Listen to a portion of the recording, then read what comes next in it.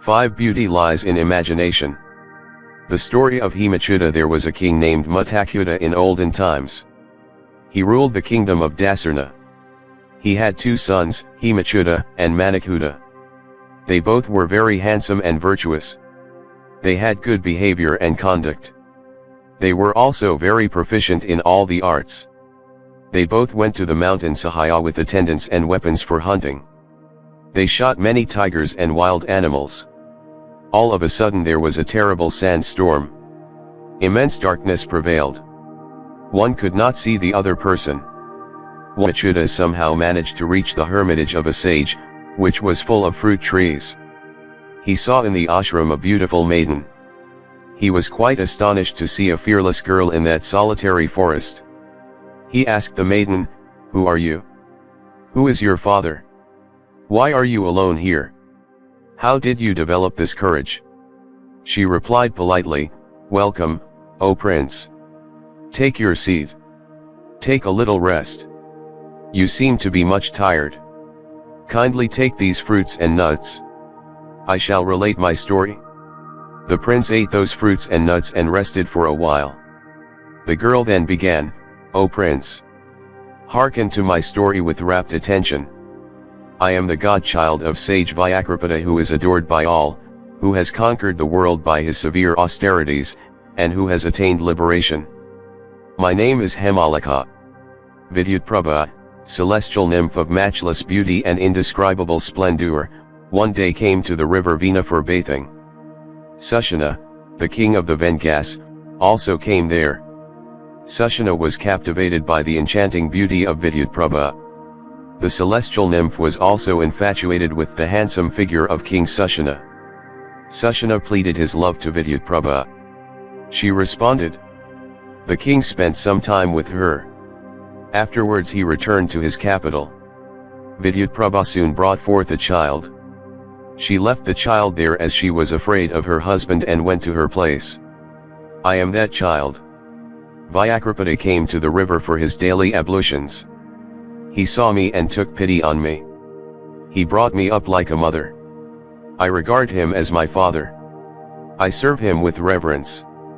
Through his grace I have become fearless here. My father will return presently. Please wait a little. Pay your respects to him and obtain his blessings." The intelligent girl understood the heart of the prince and said, "O Prince, do not get disheartened. You can gratify your desire. My father will grant your desire." Immediately, the sage Vyakrapada entered with flowers for worship. The prince got up and prostrated before the sage. The sage understood that the prince was in love with the girl. He gave Hemachuda in marriage to the prince. The prince returned with her to his city. His father was very much delighted. He celebrated their marriage with pomp and splendor. The prince loved Hemachuda immensely. He was very much attached to her. But he noticed that she was rather indifferent to sensual pleasures. He asked her one day, "Oh dear Hemachuda, what is the matter with you? I am very much attached to you. Why do you not reciprocate my love? Nothing seems to have any effect on you. You are dispassionate. How can I enjoy when you have such an attitude of mind? You always sit with closed eyes like a statue. You do not laugh, play, and joke with me. Kindly speak out your heart. Be frank." Hemachuda replied respectfully, "O Prince, hear me. What is love? What is dislike? As this is not clear to my mind, I am always reflecting over it. I have come to no definite conclusion. Please enlighten me on this point. I entreat you." Hemachuda replied with a smile, "It is true that women possess an innocent mind. Even animals understand what is like and dislike. We see that they like pleasing things and dislike unpleasant objects.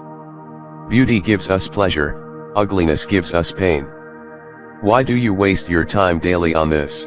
Hemachuda replied, "It is true that women have no independent power of thinking. So, is it not your duty to clear my doubts? If you throw light, I will leave off thinking and be attached to you always. O Prince, You said that like and dislike or love and hatred arise out of objects which give us pleasure and pain. But the same object gives us pleasure and pain on account of time, circumstances, and environments. What is your decision then? Kindly give me your definite answer. Fire is very pleasant in winter, but in summer it is very terrible. You cannot go near the fire. The same fire gives pleasure in cold countries and pain in hot countries. The quantity of fire gives us different results. Similar is the case with wealth, wife, son, mother, and so on. These induce positive sufferings and misery. Why is it that your father Hemachuda, despite his possession of immense wealth, sons, and wife is always sorrowful? Others are very happy even without these. Worldly happiness is mixed with misery, pain, fear, and anxiety. So it cannot be called happiness at all. Misery is personal and impersonal, or internal and external. The external one is caused by the faults of the elements on the body. The internal one is born out of desire. It has connection with the mind. Of these, the internal one is more formidable. It is the seed or cause for all suffering. The whole world is drowned in such internal misery. The tree called misery has desire as the strong and never-failing seed. Even Indra and other gods are impelled by this desire. They carry out its instructions day and night. If there is no desire, you cannot experience any pleasure. Such a mixture of happiness and misery is enjoyed even by the insects, worms, and dogs. Do you think that man's happiness is greater than this? The happiness of the insects is superior to that of man. Because desire is not mixed in their pleasure, it is unalloyed. Whereas, in man, a little pleasure is found in the midst of thousands of ungratified desires. This cannot be called happiness. Man feels happy by embracing his wife, but by pressing her limbs too much, he makes her feel uneasy. After sporting, they are exhausted. What happiness have you in these sensual perishable objects? Kindly explain, O Prince. This sort of happiness is enjoyed even by dogs, donkeys, and pigs. But, if you say that you are happy by looking at my physical beauty, this happiness is imaginary and illusory, like embracing a lady in a dream. A certain beautiful prince had a very handsome wife. He was very much attached to her. She, on the contrary, was in love with the prince's servant. She was cheating the prince by foul means. The servant would mix some intoxicating drug in the wine given to the prince. Then he would send an ugly servant maid to the prince. He himself would sport with the prince's wife. The prince, under intoxication, was thinking, I am very fortunate. I have got the most beautiful lady in the world. Many days passed thus. One day the servant forgot to mix the narcotic in the wine. The prince also did not drink much that day. He joined the ugly woman when he fell a victim to passion. He now found out that she was the servant maid. He asked her where his dear wife was. She kept silent at first. Then the prince drew the sword and threatened to kill her if she did not reveal the whole truth. She told him everything and showed the place where his beautiful wife was with the servant. The prince said, "What a fool am I! I have degraded myself by drinking. Whoever places too much love on a woman becomes despicable. Just as a bird is not fixed to any particular tree, so also, woman is not fixed to one man. She has fickle, unsteady mind. I have become a beast. I have lost my power of discrimination. I regarded my wife as more valuable than my very life itself. A man who is attached to a woman and who yields to a woman is a veritable donkey indeed. Woman is evanescent like the autumnal sky. I did not know woman's nature till now.